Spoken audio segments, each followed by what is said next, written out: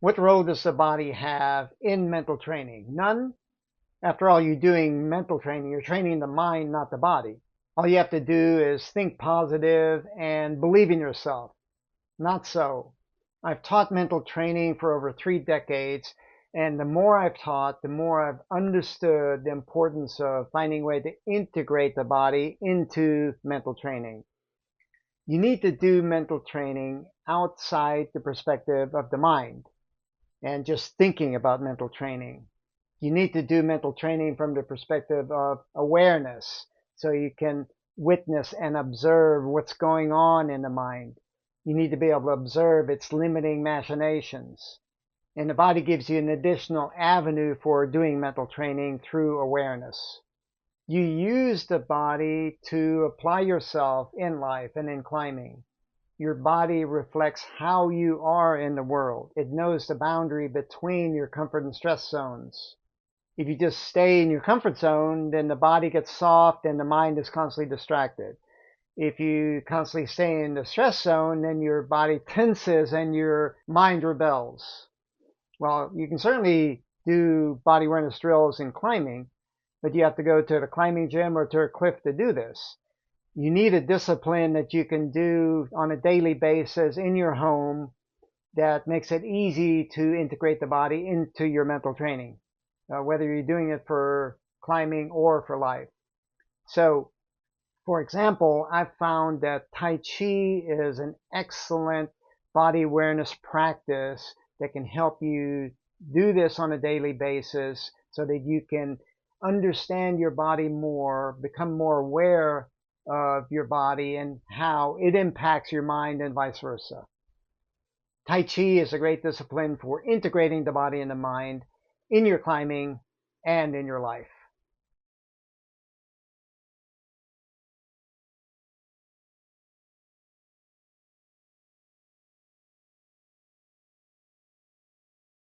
I've been doing mental training for over 30 years, and I found that you can't isolate mental training to just the mind. What the mind thinks impacts the body and vice versa. You can have a strong body, do a lot of physical training, but if you can't think that something is possible, then you can't apply that physical strength and do what could be possible and realize what could be possible. And the body also impacts the mind. If you're engaging stress and the body tenses up, then it can send signals to your mind where you start thinking about that it's impossible to do what you're engaging. So the body and mind works together in this way. They impact each other. Well, I was curious about Tai Chi in how it could inform body awareness and understanding movements in a more universal way so that I could apply that to climbing movement. And also how I could understand body awareness and how to integrate the body and that awareness into mental training. So I signed up for a Tai Chi class at the local YMCA here, and I've been doing Tai Chi there and here at home for over 15 years. I've practiced different kinds of styles. Tai Chi taught me that the body has different parts that have various unique responsibilities. If you can improve how you practice each of those unique parts, those responsibilities, then you can use your body better. Take, for example, the difference between an apprentice and a master. An apprentice doesn't know how to integrate the various parts of the body, but the master does. See if you can tell the difference. Who is integrating the parts of the body into a mastery of movement?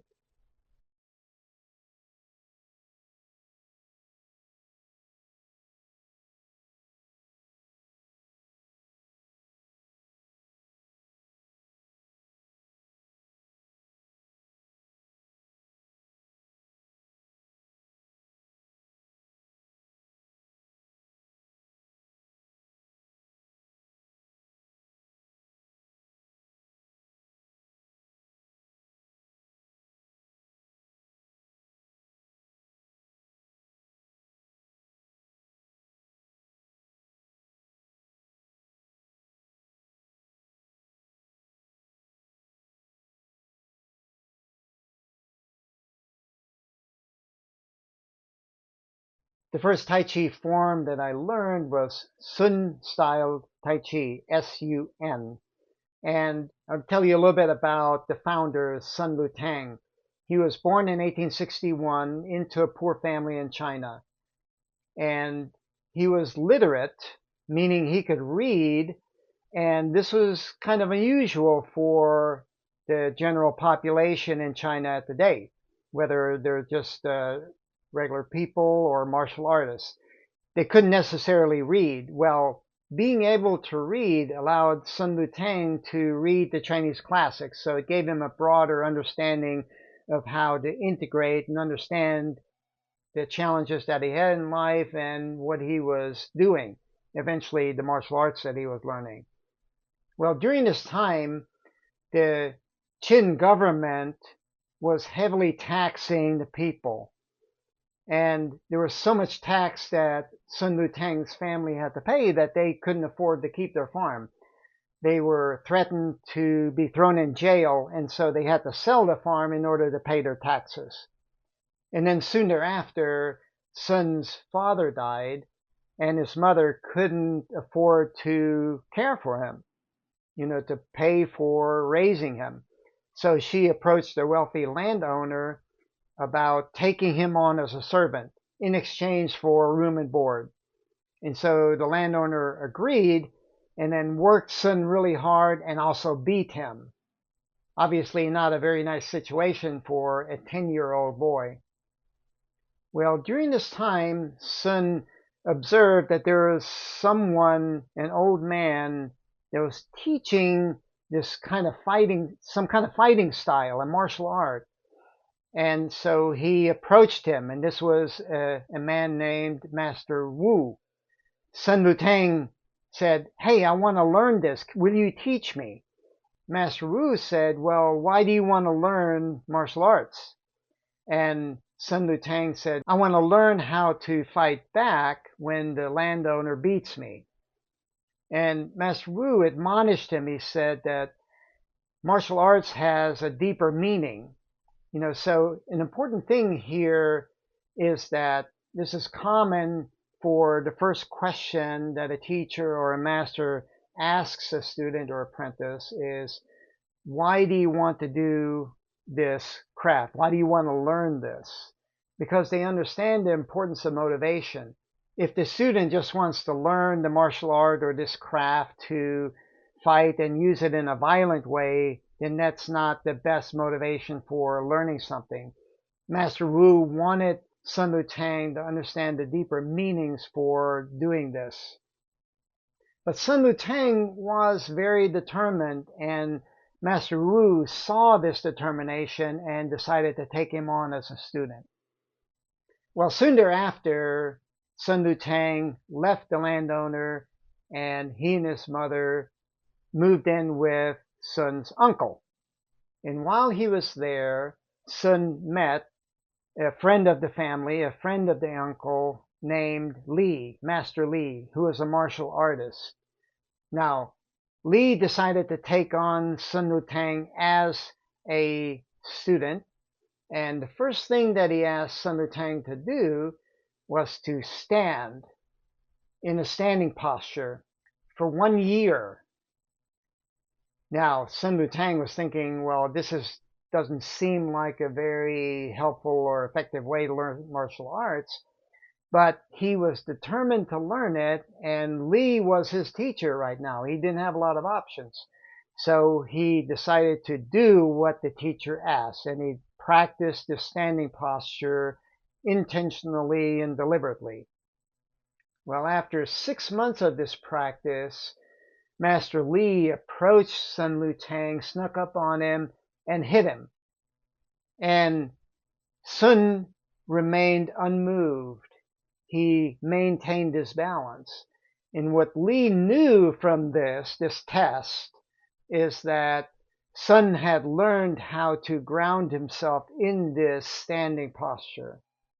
And that helped Li know that now teaching him movement aspects of martial arts would be effective. And so this was the teaching approach that Li used to know that what he was going to instruct Sun on would be effective.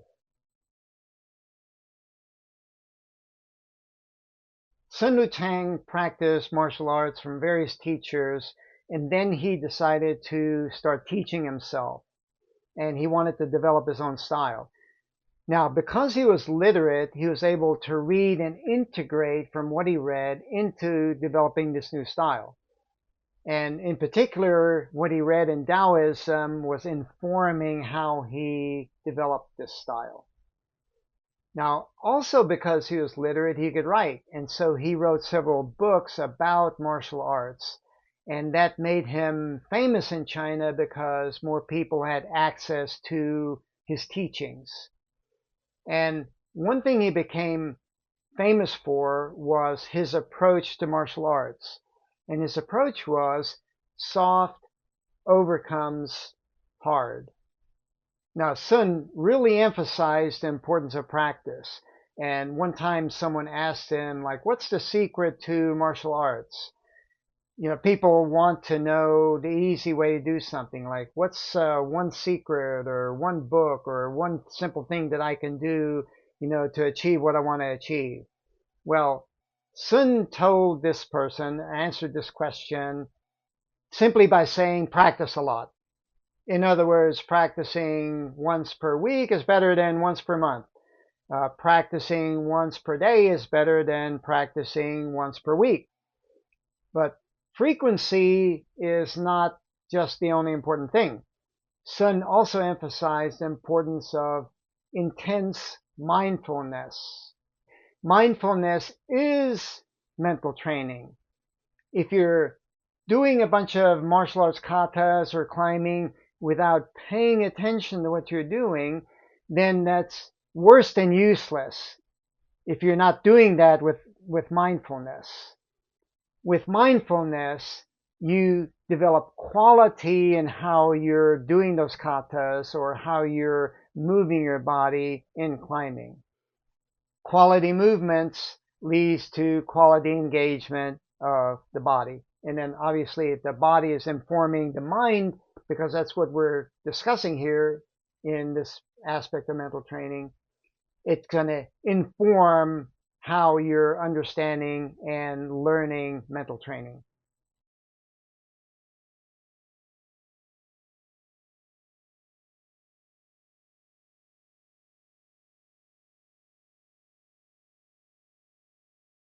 There's some unifying principles of Tai Chi that are represented in the Taoist symbol. Yang represents expansive movement. It moves forward. It's substantial and solid. Yin represents contractive movement. It moves backward. It's insubstantial and emptiness. Tai Chi teaches that nothing exists without its opposite. Yin and Yang are opposite but not in opposition. They're different but complementary. There's a continuous movement going on between yin and yang. The key is in both movement and stillness, separation and unity. Here are some yin and yang essentials.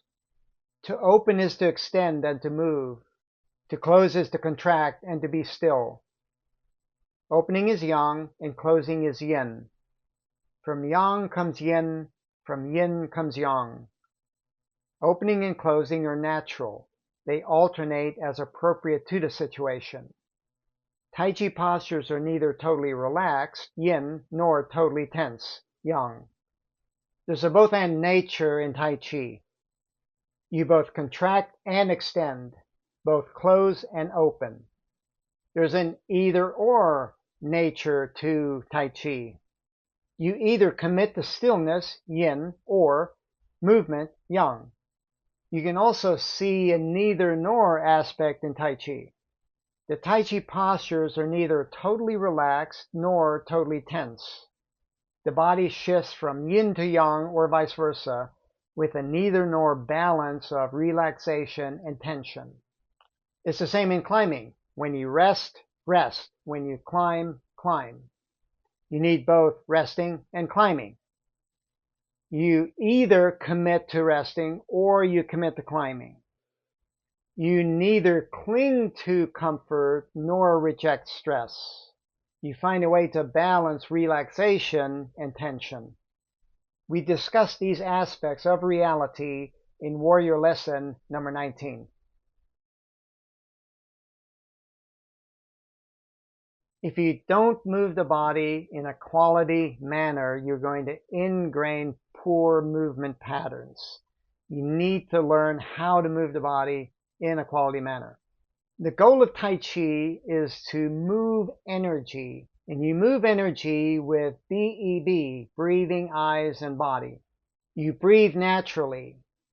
You maintain a soft eyes gaze with your eyes. And for the body, you understand that the body is made up of various unique parts that have specific responsibilities. Know each part's responsibility. Then practice that responsibility intentionally, and then you can integrate all of the parts in an effective way into a unified whole. Here are the parts and their unique responsibilities. The feet are responsible for grounding. The legs are responsible for powering movement. The hips are responsible for leading movement. The upper body, torso, arms, and hands, expresses movement. The head initiates movement. The eyes direct attention to the movement. Earlier, I asked you to look at this master versus apprentice video. Well, let's look at it again. Can you see each body part doing its responsibility? Know each body part's responsibility. Practice it intentionally. This helps you improve the quality of your movement.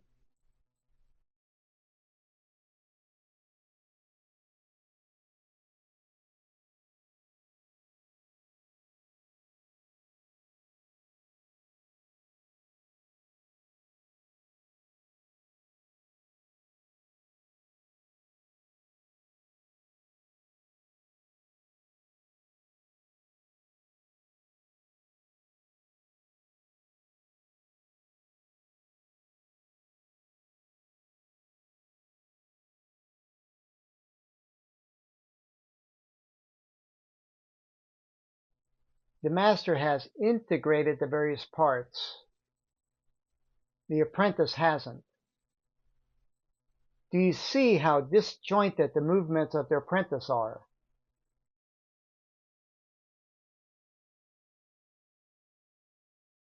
Here's a general understanding for how to use these body parts in climbing. Feet. You need to work with gravity to stay grounded. Relax your grip so your feet can do their job. Doing this will allow gravity to pull your weight down onto your feet. Use the feet intentionally by pressing them slightly into the footholds. This creates some opposing pressure to gravity's pull. It creates a grounding connection to the rock. Legs. The legs power climbing movement. Use the legs intentionally by pressing them into the feet as you make a move. Hips. The hips are the center of gravity of the body. Use the hips intentionally by leading movement from them. Upper body. Your upper body expresses the movement. Use the upper body intentionally by expanding the torso and grasping holds with a little intensity. Head. The head initiates movement. Use the head intentionally by looking and moving the head in the direction you're moving. Eyes. The eyes direct attention. Use the eyes intentionally by directing attention to the holds you're grabbing or stepping on. Here's a basic understanding of how to use the body parts in life. The example we're using is walking. Feet. Work with gravity to stay grounded. Relax your upper body so it remains straight and upright. Doing this allows gravity to balance you over your feet. Use the feet intentionally by relaxing them. This maximizes the surface area that your foot has with the ground. Legs. Use the legs to power your walking movements. Use each leg intentionally by pressing it into the foot that's taking a step. Hips. Move from your hips to lead movement. Use the hips intentionally by imagining being pulled forward from your center of gravity. Upper body. Keep your upper body relaxed and expanded. Use your arms and hands intentionally by swinging them forward and backward in opposition to each leg.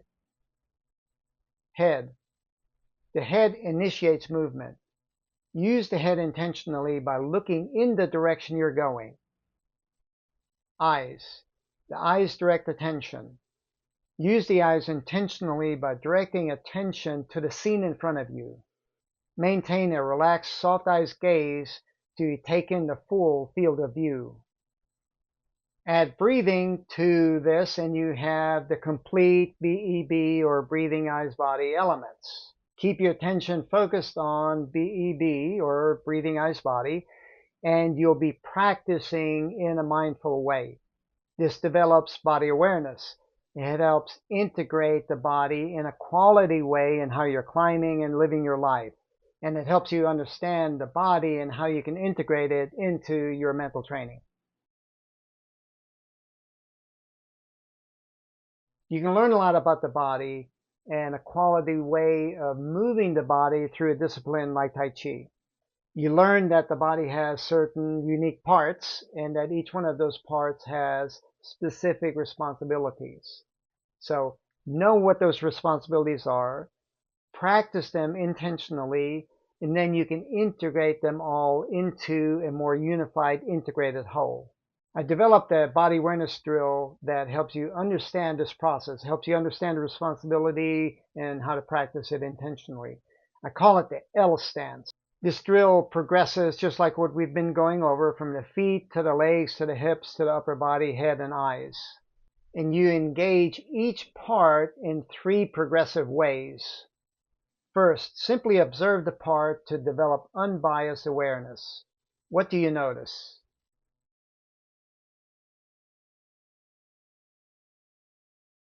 Second, what is different about this part in relation to the rest of the body? This defines the part's unique responsibility.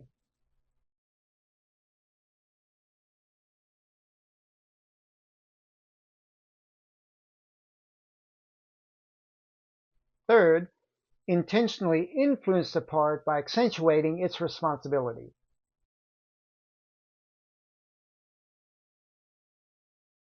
Intentional practice leads toward quality engagement of that part. It helps you understand the body better, develops that body awareness, and it helps you know how to integrate the body into your mental training.